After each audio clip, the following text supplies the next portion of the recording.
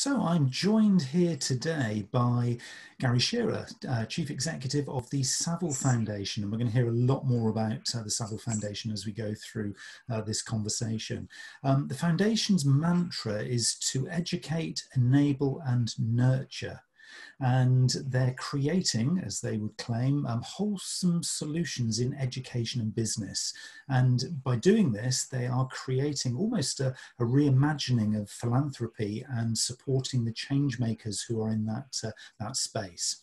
So I'm delighted to welcome you to the session today, Gary, and would be very interested to hear a little bit more about your journey and kind of what's brought you here today. It's a pleasure to be here, and it's been quite a journey, and I'm really privileged and delighted to be sitting where I am right now, in Bristol, of course.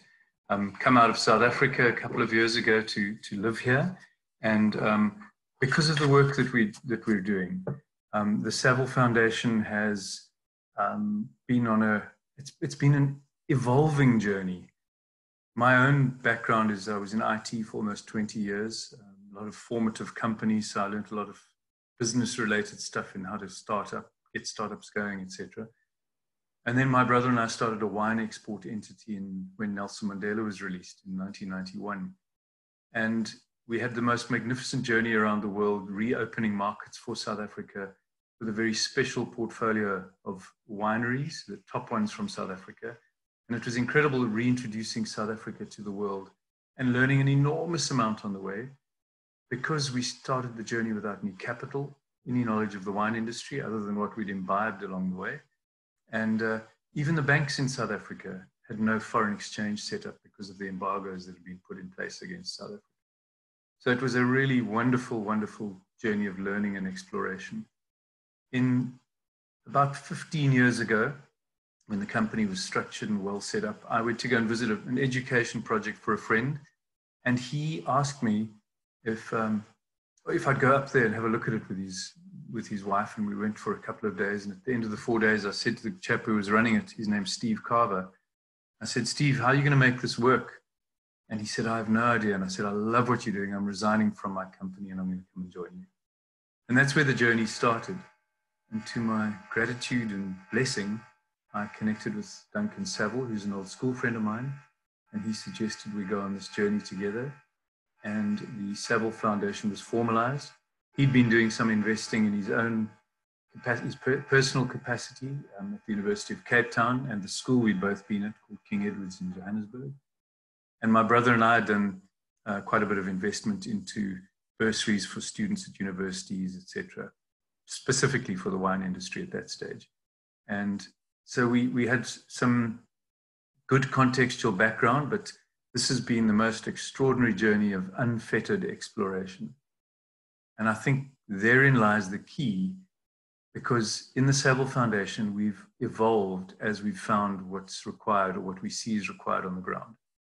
We made some mistakes in the beginning, a lot of mistakes actually, because we've done what most people do, and we think we know how we're going to help people. We think we know what they need, and that isn't the case.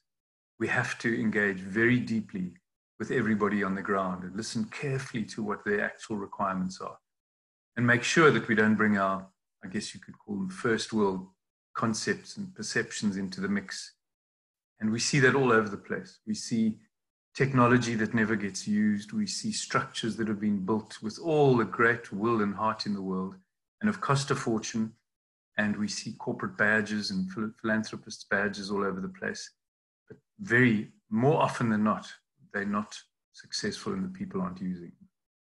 Yeah, that word exploration is a really interesting one, isn't it? Because I think a lot of people would view philanthropy as an organization, be it a corporate or some foundation or some trust, with a whole big pot of money to just dish out wherever there's almost a feel-good factor. And I think what you're describing here then is something that is really quite profoundly different.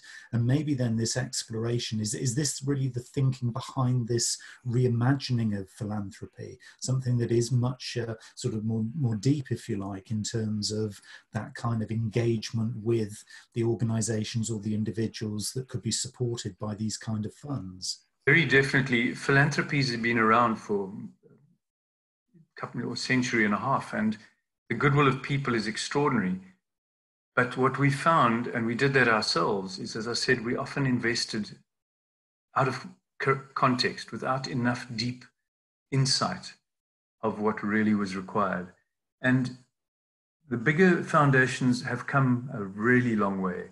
And in our findings, and I never mean to insult or attack anybody, but in our findings, we see that very often big foundations and some small ones get stuck in paradigms that come from their worldview and their learnings.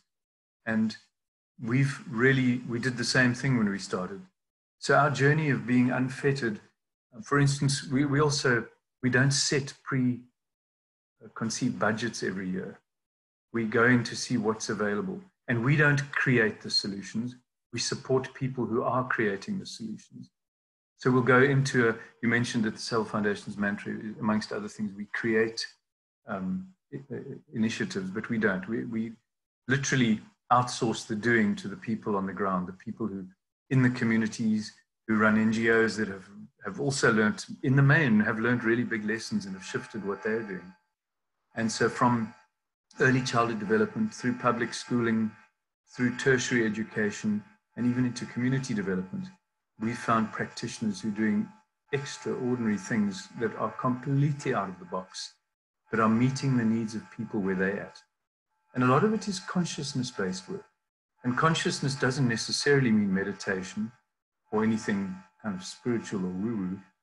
It just means that you're raising awareness for people of where they're actually at and where they could be and how they can change that. So doing that, we're literally trying to change the paradigms within philanthropy of saying, we can't always be right sitting outside the box. We've got to get in the box and have a look at it. We can't sit from the outside, whether we're in the University of Cape Town or the University of Oxford or Harvard, and say, this is what the issue is, and this is what we think is going to fix it, because generally it won't. So when you're operating and looking and searching and exploring these kinds of opportunities, I mean, where are you seeing some of the really good examples now? Are they geographically based? Are they based in particular sectors? Is there a certain profile of individual who's kind of manifesting these really good examples? Are you seeing any patterns at the moment? Wonderful question, Neil. Again, because we've been an unfettered foundation and we work internationally, we've worked literally with initiatives in Paraguay, in Peru, in Chile. We've sponsored global school enterprise challenge competitions, which work in well over 100 countries. And we've been doing that for over 10 years. So we have a lot of coverage and a lot of insight, and we've connected to a lot of people doing incredible things. But I would say that our most rich learnings have come from South Africa. As you and your listeners will probably know, South Africa really has some deep challenges, and the government there hasn't really done as well as they should have for their people. And as a result, there's still a lot of trauma on the ground, from violence to poverty to all sorts of elements of living that haven't been attended to. And as a result, in those kind of dark, for want of a better word, or challenging places, you get really, really wonderful initiatives rising out. It's almost like duality of dark and light. And we find practitioners who are addressing needs of people who don't understand these systems that we all are very familiar with. A young person coming from a rural area in the Transkei of South Africa who's coming through to the University of Cape Town or the University of Witwatersrand in Johannesburg, and they have no context of their surroundings. They've never been into environments like that before. And so we support programs that support people like that. And the one particular program has lasted for almost 20 years, beyond where we started as a foundation, because of what Duncan Saville had invested in prior to that. And so we are now on an international stage, literally having solutions that weren't from us, that we've seen from the situations that we've been in where they were really necessary. We've got some examples which we can share to any listeners who are interested. But for instance, in early childhood development, we have a model called GROW, ECD, Grow Early Childhood Development, which we support. And they have literally taken very high quality education into the really poor township areas. And they've upskilled the people running them, generally women, and we get investors in to help them on their journey, and we help seed fund them with a group of other investors. And 2 years ago, they were awarded the best early childhood development model on the planet by Grand Challenges Canada, which is a government supported initiative from the Canadian government. And so we really find where that's fantastic return on investment for us when that kind of thing happens. And in most of the programs, as I said, we have consciousness at the core. We're very, very excited about a new program which we will be introducing to other programs around the world that are similar. Because out of India, there are also incredible programs that are meeting the very challenging needs that are there amongst their very large population. And we have a program in South Africa called TLT, which is known as Tomorrow's Leaders Today, which is sending young facilitators into the schools, public schools, and meeting the children where they're at in an official life orientation class. So it's part of the system. And we're getting incredible responses, not only from the students, but from their parents as well, who're so delighted that their children are finding a place where they can be supported and nourished and uplifted and held carefully when they need to be, and advised, and all sorts of wonderful elements are coming out of this. Right now, TLT is busy with a response to COVID. They've gone online in a couple of weeks. It's been wonderful to see. And the parents and the students have responded so powerfully that, again, we sit back as investors and supporters and go, wow, that's kind of return on our investment that we're looking for. If we move up another level again, there's an institute in Johannesburg called the Maharishi Institute, which uses, amongst other things, transcendental meditation to guide their students. And the students don't come out of the top scholars that have got 9 or 10 distinctions. They come from people who, just average people who've come from really challenged backgrounds. And within a couple of months, these young people have turned around like you can't believe.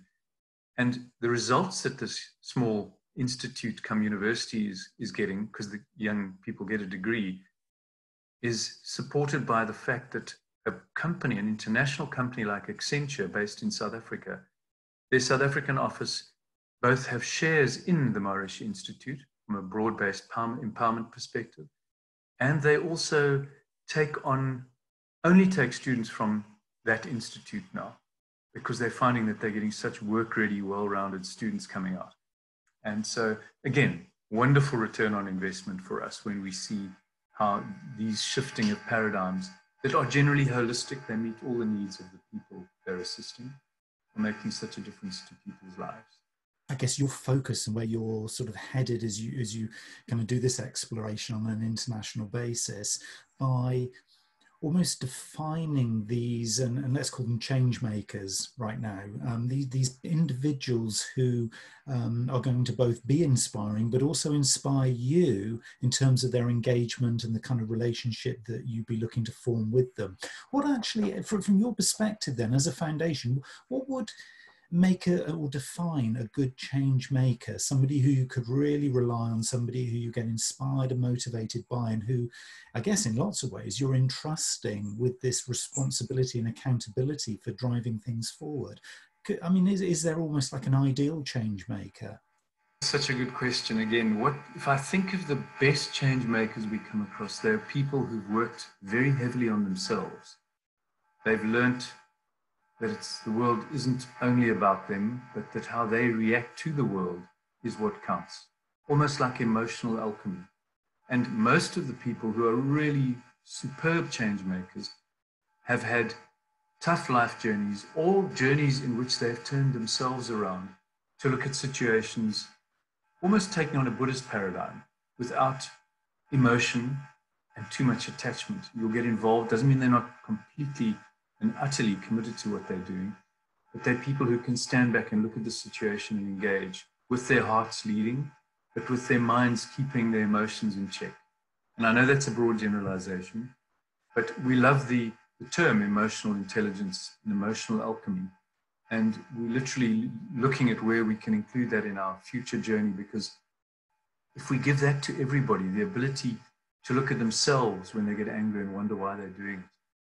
And so we find change makers are people who often came into the NGO sector or the sector of development and did things for a while and then realized they weren't working, and then adapted and changed their perspectives, changed their approaches, learned new things, came at everything from a different angle to what they were or what society was.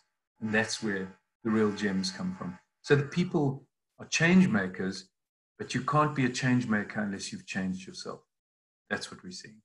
And I guess that really kind of surmises the whole thing about enhancing human potential. I know the foundation is very, very supportive, and it becomes, it's almost a driving sort of mission, if you like, to enhance human potential. And whilst you might be looking at organizations, and I guess a lot of other foundations and trusts would do a similar thing, you're looking at organizations, actually within those organizations are the very people who are going to be enhancing themselves and enhancing others. Where would you see this kind of evolution sort of going in the coming months and years? I mean, are there patterns that you see in particular areas? Because we try and meet people where they're at, that journey is completely fluid and it's individual based. It's based on each individual who gets the attention, the support, the system that helps them. And so for us, one of the most powerful things we learned came from an entity called the Clothing Bank, which learned from an initiative called A to B transformation. And in A to B transformation, they teach people how to access their own will, their volition to do things. And unless you have the volition to stand up and do things for yourself, you generally, there's a very big supportive, support me hand, give me stuff mentality in the world that seems to be growing. And we love finding solutions or offerings that enable people to help themselves and react positively to situations that come their way and turn them around. And so I can't really answer specifically where we see this going, because we go with the flow. As I said, we're unfettered and we see what's coming up in each situation and we adapt to that situation. We really don't like to be stuck. We're literally busy with the words that you used to describe us. We're evolving right now because we want to endorse and entrench the view that it is about each individual in each system. It's got to be human-centric. It's what we all are. We're here, we're human beings. And too often in this day and age, we forget about that. We argue about capitalism and socialism and communism, and we argue about all sorts of dogmas and perspectives that may or may not be relevant anymore. It may have been historically wonderful, but we need to live in the moment. We need to look at where we're at. And to be frank, COVID-19 is doing just that. Everybody's stepping back and looking differently at how to be, because we have to. We're locked in our homes, most of us, or many of us. How do we operate? How do we operate differently? How do we think differently? And we're part of some wonderful, wonderful forums at the moment, listening actively, engaging as well, where people are looking for new ways for the world to look at things, to operate, starting with ourselves, with the environment, with how we do business, how that gets done more inclusively, how it looks to its communities around it, how it looks to the environment. And we're very excited about the possibilities, not only within philanthropy, but within business as well, because we have a large reach into business too. And we're looking at how we can take things beyond ESG. ESG is almost a tick box exercise that corporates take on. It's wonderful. It has really great elements to it. But we really believe that it should be going much deeper than ESG. So we're calling it beyond ESG, just to coin a phrase.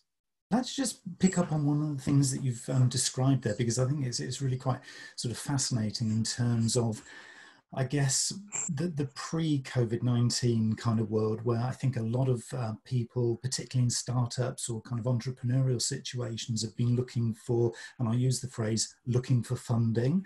And I've always been quite a passionate advocate that you build a business, you don't just build the next phase of funding. And I think for me, one of the really interesting things which you've sort of picked up on there, which is this whole thing about it goes beyond just purely the commerce. It goes beyond the balance sheet and the, you know, the profit projections, and it goes into something. And I'm really hopeful that on the other side of all of this global lockdown, we're going to see almost a new paradigm evolving, where businesses are rated in terms of their higher purpose, the value that they return to both society and all their stakeholders. And so there's this more kind of almost more holistic view of what makes a good organization or a good business. I guess that kind of ethos really resonates with the foundation. Very much so. And we're hearing that from the people on the ground. It's what people want.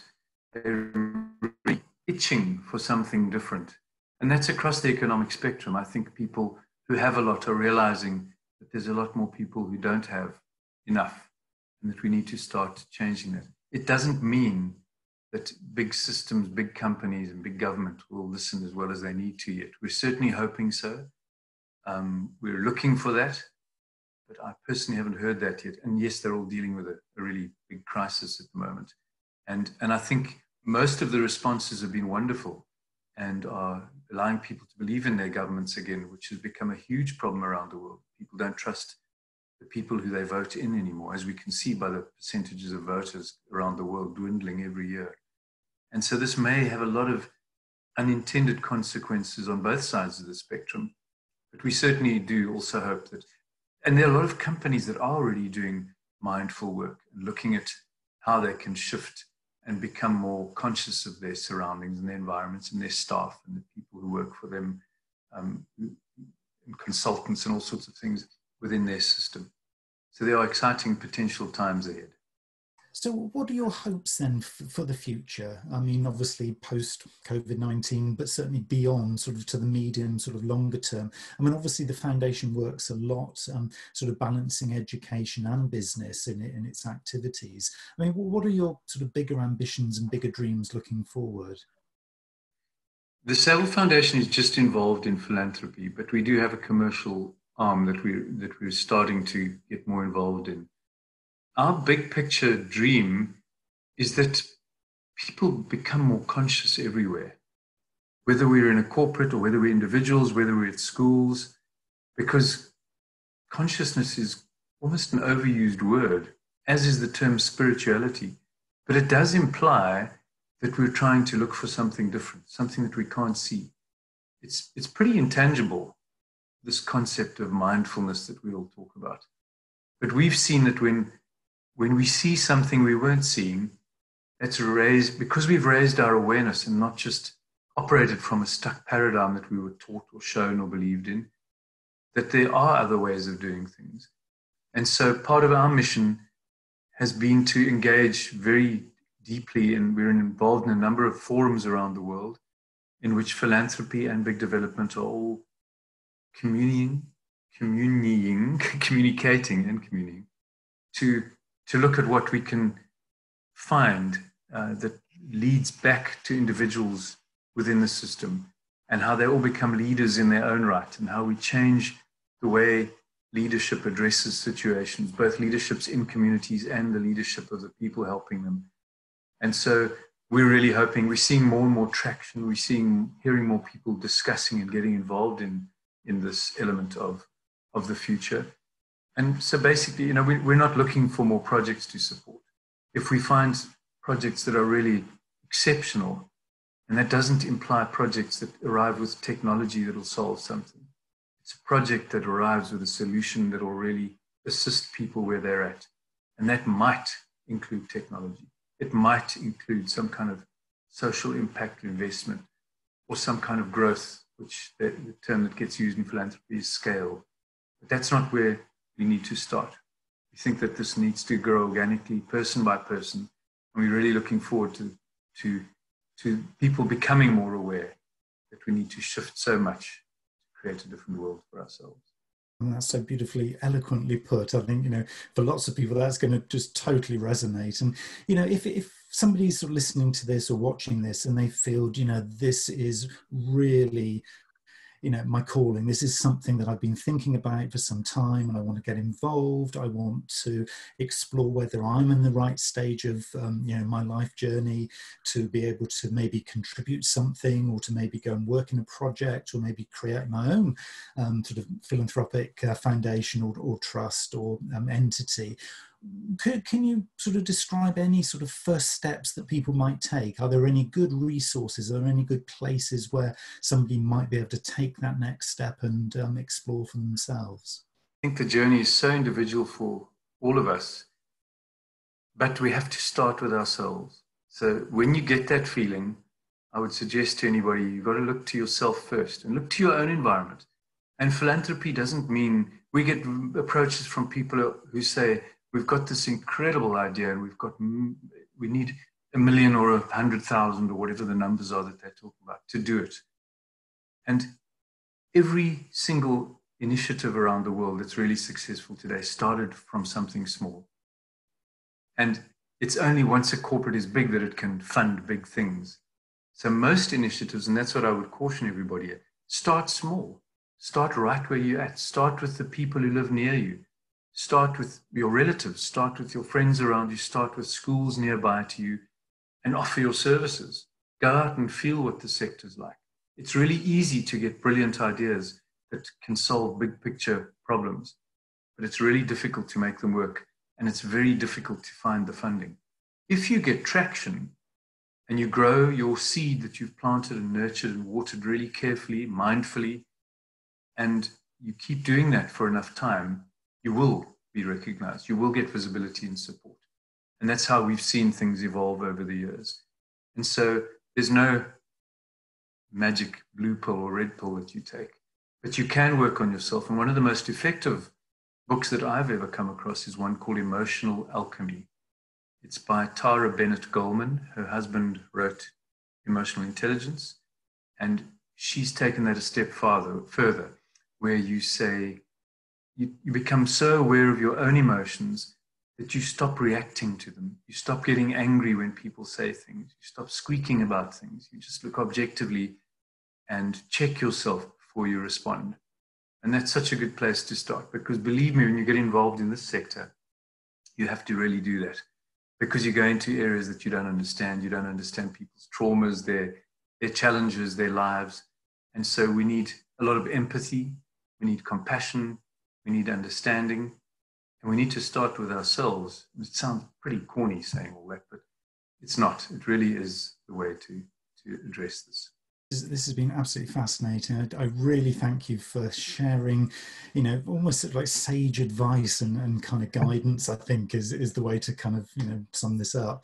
And I think there's a lovely practicality behind this. I mean, certainly as soon as people start talking, around the word sort of philanthropy and, this, as you say, sort of mindfulness and being conscious, it almost feels for lots of people very, very big, almost too big. But I think that was very, very practical advice, that people can literally just look at the world around them and start from within, and then expand sort of slowly and gradually, slightly outwards, and kind of grow it organically, I think is really how you've sort of described that. And I think for a lot of people, that's a very grounding beginning, because it's very easy, as you say, to get swept away by the grandeur of, a great big idea where, as you say, you have to get millions of dollars of investment to even sort of get the thing off the ground. So I really love the practicality over that advice. So thank you for that. Yes, Neil. And we've met so many incredible people. There's a guy in New York who started a company called 10 by 10, and it's maybe 100 by 100 now. Because if you get 10 friends to put 10 pounds, rand, dollars in every month, that's a little more than you had to start with. If you choose a project or an initiative or a church group or a mosque group or a school or a veterinary, an animal welfare place, go out and help them. Go and find, get creative about where you get funding, if it's funding you need. Generally, funding is just one element of making the difference. People think that money drives things. Money is just a support mechanism. It's a tool. Yes, it's necessary, but it isn't the driver. The driver is the vision and the will of the person who starts the initiative and who holds it with total dedication and grit, because it's really a difficult journey if you do it properly. So I say to anybody who does want to do it, steel yourself, but it's really a wonderful thing, because the more you give, the more you get. And the getting is the feeling you get, the feedback you get, the nourishment you get from other people finding out more about themselves and who they are. And philanthropy is about care of humanity.